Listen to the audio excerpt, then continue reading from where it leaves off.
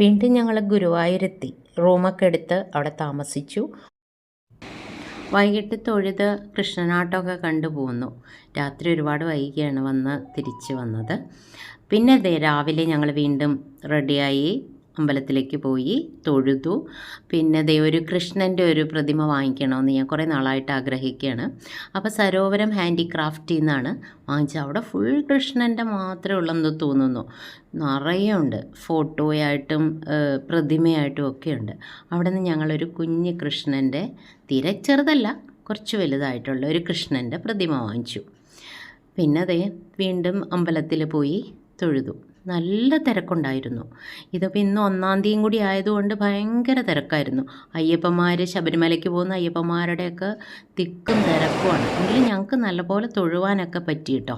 കല്യാണങ്ങളൊക്കെ നടക്കുന്നുണ്ട്. ഞങ്ങൾ തന്നെ അതൊരു 2-3 കല്യാണം കണ്ടു.